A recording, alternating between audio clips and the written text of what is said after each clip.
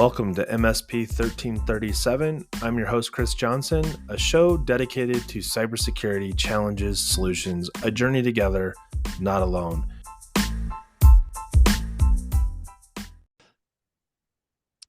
Welcome, everybody, to another episode of MSP 1337. I'm joined this week by Chase Griffin of ShowTech Solutions. Welcome to the show. Thank you. I'm excited to be on. So every episode usually has a different cybersecurity theme. We've talked about CIS controls, which is a monthly occurrence now with Matt Lee, where we get into the fireside chat. I had Charles Love on Was my boss last week or the week before, and we were talking about how policies are for everyone. And coming off of Cyber QP and all of the great educational sessions that were happening there, it got me thinking about something that you said, and that was, how do I get buy-in from our staff? How do I get them to want to do this? And more importantly, can I show evidence that it's actually being done? Yeah, and I think another part of that too, not to jump in too quick please here, do. but it's not, and I was talking to Chad about this earlier. It's not just about getting them to want to, but getting them, even if you get them to want to, you need them to actually engage on an intellectual level with it, Right. to where you can create a ticket every month for your tech to go and check the inventory and have them line it up and go, last month it was 52, this month it's 52 devices on our network, and boom. But you don't know if there's anything lurking in that data either. You need them to also be able to walk the walk and talk the talk just as much as you want them to want to follow your policy, and that, I think that's a challenge too. Because all of this is, security isn't just about checking all the boxes and generating the right tickets and checking the right things. It's about processing the data properly and making sure that nothing's slipping through the cracks as well. So, well, and I guess that's an interesting way of saying it, because I think about all of the things that you can implement, but how do you verify? And not to make this like a tools conversation, because we don't want to do that at all.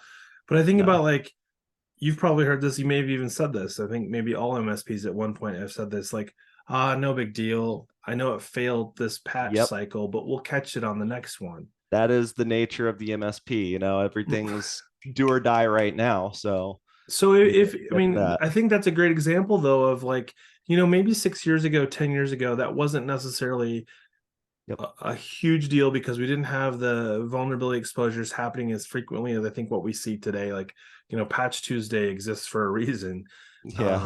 We've even seen this with Apple with their new rapid response security patch cycles. And I think that we still see the mental state of some MSPs still being in that, like, well, I'm not patching now, because if I did, what other problems might we unlock? And it's like, well, maybe a whole bunch, but are they worse than the probability of bad things happening if you don't get the patch installed?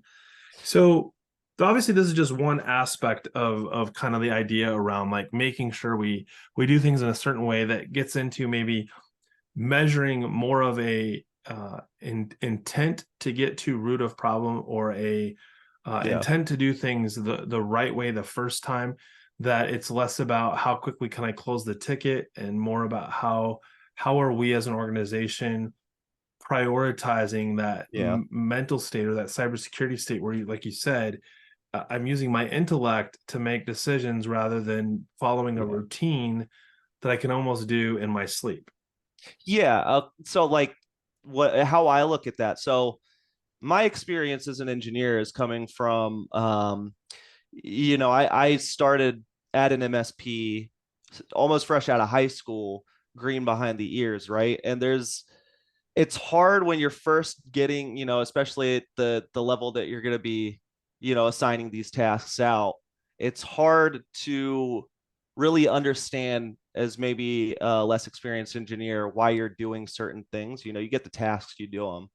But what I'm finding more is with our techs, when I talk them through, hey, we're implementing this new workflow, this is why we're doing it, and you talk to them, and explain the reasoning behind things, it's a lot easier for them to sit there and chew on it and then spit something back out at you that, well, that might not work because of this reason. It may be something in your process that inhibits it or something like that too. But I think getting them to engage, talking them through it instead of just throwing a task at them, um, it's going to help your process a lot too, because you're going to get that kind of boots on the ground feedback. But also you're going to have the aspect of it where, well, now this is a process that they kind of have ownership of. And that's during our workshop session. That was one of the things that I kind of wrote down for the first couple of controls, is like, where does ownership fall on this? Because That is a great question. Yeah, at various levels. I mean, like, your CISO, you could say your CISO owns the responsibility ultimately, but your CISO may not be the one doing all of your daily churn with the tickets that are being generated to check on these things that you need to check on. What does ownership mean to you? I guess in the context of, say, a control or a safeguard, what does owning it mean? Like, let's just assume it's been executed and Yeah. implemented. What does ownership mean? I think engineers kind of develop ownership, when you are involving them in the process development, when they Okay. feel empowered to affect the way that they're doing their work. So you're saying Uh, more of like who should take ownership in some cases, yeah, not and necessarily who owns it and make sure it. yes, exactly. Making sure that when you're, You're implementing the making my head hurt workflow. right now because I really like what you just said. We have a Yeah, set of safeguards and we can talk about poems and assigning tasks to yeah, implement those safeguards. But correct me if I'm wrong, the way I'm understanding what you're saying is like, who's responsible in my organization for saying that we are successfully achieving and maintaining yes, evidence to support that the safeguard is being satisfied?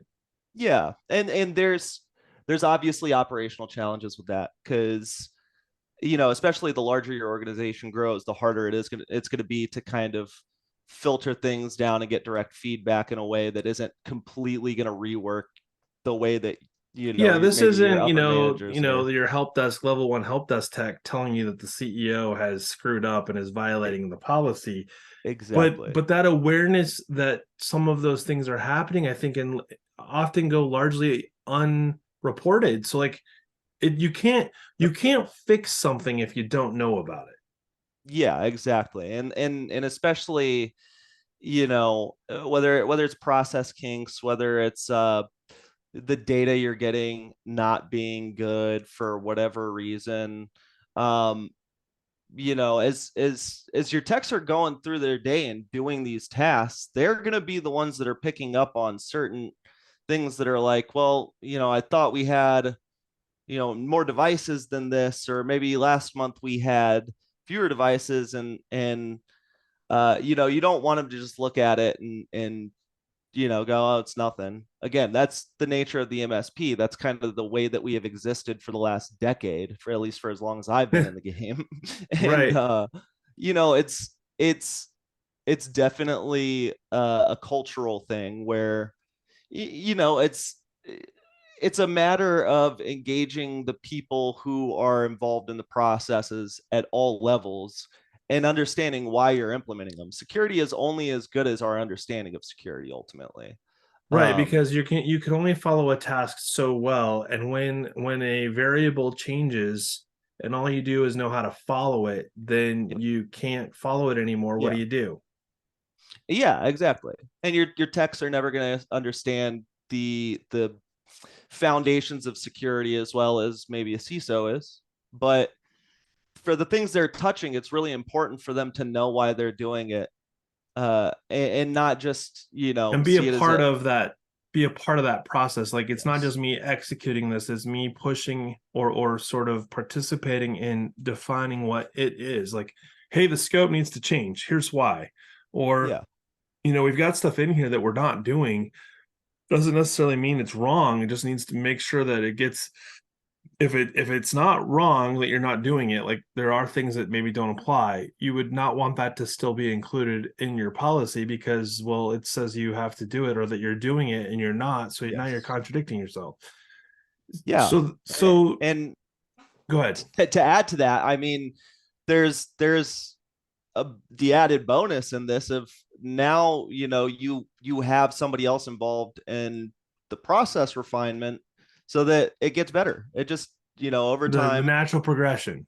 Yeah, exactly. And it's always an iterative process, like you said, at the conference. It's all of this is not just a check the box and you're done. And you got your So we have cybersecurity insurance and ownership. everything's good. So we have ownership kind of at the for lack of a better word, kind of at the bottom. That's not even the right way to say it, but like making sure that you have ownership that's responsible for the execution. And I think that's to a degree that's what this is saying. And Yeah. and I don't know that I've seen that actually written well in policies where who owns this policy, or it's often assumed like, oh well, that's the security officer. So while that's potentially true, let's actually talk about it from that perspective. Like, let's just say you have 10 policies, to keep the number slim for a Yeah. minute so I can do the math. But like 10 policies are created and developed by leadership. And this is an area where Charles and I were kind of I kind of felt like I hit a brick wall, or maybe he felt like he hit a brick wall. We were on an Yeah. integrators group call, and he talked about, having all employees sign off on policies. It's like, well, are all Yep. I remember policies that one. relevant to all staff? Maybe. So I've come to the conclusion that from where he's sitting, it makes perfect sense for most, if not all, policies to at least be acknowledged and signed off on. That I understand Yep. that our organization is going this direction. But now we're getting into like that sort of like policy development, or what's how do we ensure the evidence that goes with the doing part. We've established the why, Yeah. we've established the how we're going to do it, we've established like what it's going to look like when it's done, but who owns that? Because you have the ownership that we're just got done describing, which is I own ensuring that reporting to leadership, hey, this failed or it was successful, in that Yeah. cadence. But now what about the leadership side? Like, I mean, what are your thoughts on how leadership should be looking at, maybe it's MFA or Yeah. BYOD type stuff? What does that look like? Maybe even just give me an example within Showtech on how a solution provider should be thinking about this from a leadership and taking Yeah. a leadership approach to owning the cybersecurity Yes. process. So I think I can illuminate maybe Charles' perspective on it a little bit more, because I'll say one thing that Charles does really well is as a leader, he's really informing us on the things that are important. There are certain policies that we have at Showtech that are the unforgivables. Account not protected by MFA, that's one of them. And coming through the door, and this is one of those things where it's like throwing policies at people feels really harsh a lot, but I think that it is important that we have a solid foundation of, hey, these are the bare minimums. They're so critical that your job relies on this. Well, I mean, We you write wouldn't the want me to policy, say, right? you wouldn't want like an employee handbook to say like, just use the No, internet appropriately. That's the end of it, right? no, no. Like You want to say MFA. You want to point to the hard, these are the things that are tangibly going to affect the your security of your employment account, status. Yeah. your employment status. No, Is you cannot deploy a legacy app just because it's cool and was supported in the no Windows 90s. 7. I don't care how much you miss it. It's not, it doesn't work. So we have some of the baselines, and that circle of what the baseline is, I think it's ever expanding and ever shrinking. And for different companies, it might expand and shrink at different paces at different times, right? Isn't that a problem though at the end of the day when you ask Yes. people for, like, well, here's a good example. I would like you to, review the following email before I send it out. And you're like, oh, I already left the office and I left my company computer at work. And you're like, Yep. ah, no problem. When you get home, just sign on to 365 in your personal account. Just let me know. Yes. It'll take you 5 minutes. And there's so many, forget cybersecurity for a second. There's so many ramifications of that. In fact, if you're in California, you suddenly have put yourself in a position of like, I now owe Yep. you compensation for technology because you did this at home. So I think like there's this weird sort of balance in that BYOD space too, because I know we want to say no to BYOD, but you know, there's things that tend to happen within that BYOD space. It's like, oh Yeah. wait, I just blurred the lines. I used my token generator or fill in the Yep. blank. You That know, was me about 5 years ago, mixing my personal and my work, authenticator, which is not great because I wasn't really protecting my own authenticator with my life. I even was pretty lax with it going back not that far. I think it's, again, it is a cultural shift, but when we get to the how, there are a lot of technical things we can do to manage that. Definitely some challenges depending on your organization. What we're looking at right now is a bit, our BYOD, I think, has been pretty lax, and as we're growing, it's something where we don't want it to be because you that's don't kind want of to why I get, brought it up. Like I feel like yeah, BYOD is it's it's like the say sticking it's point. like having the birds and the bees talk with your kids. You don't really want to have Yeah, the conversation, but you know you have to. BYOD, I think, yeah, has on the one hand these conveniences that we don't really ever want to give up, and it doesn't matter if you're the tech or the owner, yeah, you all fall in that camp. But then there's the flip side of this, which is if I don't fall in line to a model that says here's the limitations or no exceptions, no BYOD, we're putting both personal and business at risk at the same time. yeah, exactly. And that's like our thing is like, yeah, you can slap an MDM, you could slap Intune on, it could be your policy that they get Intune on their device, you pay them a stipend, or you pay for a company phone, right? But Sure. then you get into, if you're given a stipend, well, if you need to wipe that person's device because they went and lost it and it has critical information on it, Yeah. you risk blowing out, precious family pictures that, pictures of people's parents that are no longer with us, or, there's really important stuff on our devices. And there's operational challenges with telling people, hey, this is a requirement. Your personal devices, we know that it makes it easier to do your job. But now we got to slap an Intune profile on it. And hey, if someday we wipe your stuff, tough luck. That's not a great policy. It doesn't, I don't think we want to be the ones to tell employees this either, but I've been chewing on this one since it is such a big one. And there are some technical controls. There are ways that you can lay this out. And this is where it gets into proving the how, is like where you have to get technical. I think we want Sure. a tool for Or at the everything. very yeah, technical the tech is really more the tool, right? It might not necessarily be Yes. a digital, but it is so you're writing it down on a piece of paper could be your technical tool, right? Like obviously that I think you're Yeah. going beyond that. But so go ahead. Yeah, walk me through sort of the technical, if you will, of how you go about managing or ensuring that those things are happening. Yeah, I mean, like I said, getting technical, and this is, you're not always gonna maybe have, as somebody who's writing the policy, the complete technical know-how of how Intune has changed in the last 3 seconds. But working with your engineers, if you find a need for a robust BYOD policy other than just, hey, don't download our stuff on your phone. Yeah. Intune has tools. The Intune company portal, you can kind of lock all of your company stuff in a box, and you can set up conditional access to say, hey, only devices can only access these resources through the company Intune company portal. And if we ever have to wipe it, all we're wiping is this. We can't see your browsing history. We can't see your text messages, your photos. We Sure. can't see anything that you don't want us to see. And then how proven, you have policies in a technical interface that you can show for. But you as a policy writer don't always necessarily know exactly all the tunable things, and that goes to when you're writing a policy. It may not just be going into your policy manager and spinning one up and typing your name in, to all the company namespaces. Work with your engineers, develop a solution, and then have like there are solutions out there for like CSAT, where you can Yeah. upload evidence and provide it to auditors, and that can be screenshots of your policy. And, obviously it's going to be different for everybody. I say that a lot because I think that's one of the big challenges, is that it is so different for everybody. But there are, again, tools that we have access to.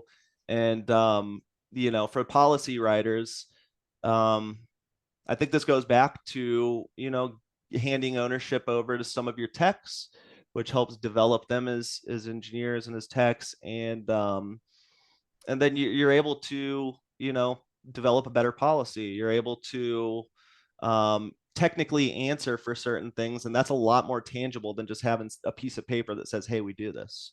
I feel like if you get into writing to your point about, while we were at Cyber QP and we were talking through the controls with Matt Lee, the game as we like to call it. Yeah. If you understand the why the control exists, and you get into the what it is that you have to protect, and the how you're going to go about doing it, and then you get into the tools and the evidence to support that. One of the things that comes to mind for me is that if you start with a tool, there's a good chance you will fail, because you're going to write a policy now to the Yes. tool instead of writing your policy and going, hey, is this like a manual process today because it's 2023 and the technology doesn't Yep. exist yet to help me show evidence? Or is this one that's like, hey, the tools that we were looking at don't do this, but these tools over here do. Yeah. I mean, you saw it when we started the exercise before we got to the game. Every time Phyllis announced the next control, everybody in the room immediately started talking about the tool that they used to solve the Yeah. problem. And I'm like, Yep. these weren't Yeah. written to be solved by a tool. They were written to be solved by people who may, in Yes. fact, use tools to help show evidence or to control that they're staying in check. So Yeah. within yeah, I we could go down a rabbit hole with this, but like I was in just about to say, you just got down to the bedrock of, like, again, if people aren't engaging with the idea of what is security and how do we, put security as one of our first priorities every day. And that's not the easy thing to do, right? We all want the tool. We want to click the thing and we want everything to start working. And then we just want to check back and make sure it's good every other day. So I think you did just hit the bedrock of, we can answer with all these tools. And if you're starting at a tool, you're probably starting on the wrong foot in the first place. You want to start from a place of understanding what you're trying to accomplish, understanding your own organization, and understanding what weaknesses you may have in your posture. Um, and that is the absolute bedrock of security. You have to want to be secure, and you have to engage with the idea of security at more than just the level where you're wanting to whip the tool out of the box and just have it right. done. And I don't know how many times we've had this conversation. It's a um like, well, I guess at the end of the day, it's complicated, right? Because our engineers and techs are by their very nature culturally driven to find a tool that will solve the Yep. problem. And Yep. and I think the narrative here is, and I think you're kind of articulating it as we look at evidence to support this. Tools definitely help us show evidence, but what Yeah. tools don't do is know in advance what it is we're trying to solve for. And Yes. there's a lot of technology out there that does in fact help, like you're saying. The problem is you've got to figure out, is it the right tool, or is it worth it to have a tool in the equation just to automate something that maybe doesn't really need to be automated? There's a minds there is a mindset aspect to it, right? I mean, you started off the conversation by saying, MSPs, that's our thing, is where we want it just done now, right? Right. Um so yeah, I mean, at the end of the day, uh it's the hamster wheel of security. It's the fatigue you get from having to enforce it every day, I think, that keeps us asking the question of, like, how do we solve for this without a tool? And the, Or you how to know the solve for this and then realize you might need a tool in order to be successful, and that if you can't yes. bring a tool into the equation, can you successfully satisfy the control? And if you can't, Yep. does that get into compensating controls? Or, like, you're getting into an area where Yeah. can you show evidence then at that point that you are meeting or exceeding the requirement of the safeguard? And I think that's obviously that's a conversation for another day, but I think Yeah. the point that I think we're both making here is evidence is not as complicated as it's being made out. And if you have evidence to support a safeguard, odds are you can build a policy, if you don't already have one, that goes along with it. If you have a policy and you haven't done the other steps, then don't jump to tools before you've had a chance to walk through the why am I doing this? What Yeah. is it in fact? How am I going to achieve this? And then do I have the tools or do I need to get tools to help me show evidence for this control? Anything else that you can think Uh, of that we might have missed? no, I mean, policy might be enough to get your cybersecurity insurance policy, right? The tool might be enough to pass the audit, but one or the other is not going to be enough to ultimately satisfy your security needs. And the evidence, if you're building a good security stack, writing good policy, and not leaning on, the tools, they're great, but if you're not leaning on them too much, you're going to be secure, you're going to be able to show evidence that you're secure, and ultimately your staff is going to engage with security at a higher level than just a ticket to turn over, Right. once a week. Well, and I think that's That's kind it. of what we're talking about here is like to get away from evidence being like this one off or evidence being Yeah. a thing that you solve for because you know something. This has to be an actual process that you can communicate Yep. effectively. uh Evidence comes from you doing the thing. right, right, right. Evidence, you don't get the evidence unless you're doing the thing, Yeah, in this, but I guess to your point and what we were talking about earlier, like who has ownership, it's not just about collecting the evidence, it's making sure that you've reviewed the evidence to make sure that the evidence is supporting the doing Yep. the thing, not contradicting and saying, no, you haven't been doing this for at least 6 months. Just wait for the next Exactly. patch cycle, though, you'll be fine. Yeah. And the more you bring your text into the fold, the more, and so for some context at ShowTech, we've been working with the idea of siloing. We're siloing certain categories of tasks to certain techs. And that way we can carry process to them and have them engage with it. And the more that we bring them into the fold, the more our security score goes up. We so from the Cyber QP event, we actually had a vendor that we got an NFR for, did an onboarding with, and we had the highest secure baseline security score before their tool touching any of our equipment. When we did the evaluation, we got the highest baseline score that they had seen, and that's because we are engaging with the ideas of security at every level. Charles is pushing us to do this from a high level. I'm kind of figuring out technical ways that we can solve for problems that we might have in our security stack, and I'm passing those down to the techs, and the techs are engaging with it, giving us feedback. We're refining all the time, and because of that, we're able to show that we are more secure than the average. We're not perfect. It's always going to, uh, you know, it's going to be a process that we have to keep at every day of every week of every month of every year. That's kind of the name of it. And when you engage your techs, you develop them, you bring them into the fold, you make your processes better, and ultimately you have a more secure environment that you're able to provide evidence of, because it's not just a policy that you've written, and it's not a ticket that's just being closed out every other day when it gets generated. It's actually something that you're engaging with, and that's not always the easiest. I No, get that, but I think that is the challenge, and I think the tangible thing that you can do is just work on not being perfect today, but work off the right principles. Oh geez, approach. how many times have I So heard that? Like, do iterations. Next, you're gonna tell me that you're a big fan of Matt you Lee. I said hope he's that. listening. I You hope he's said that. listening.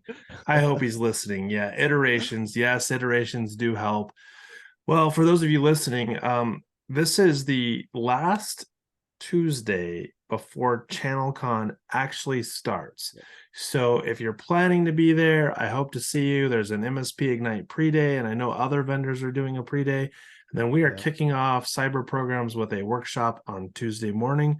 So Chase, are you going to be there, or is Charles letting you go? He asked me to go, and unfortunately, it is my girlfriend's birthday, so it's during her birthday. Wow, So birthday. Yeah, you know, she could go with you to Vegas.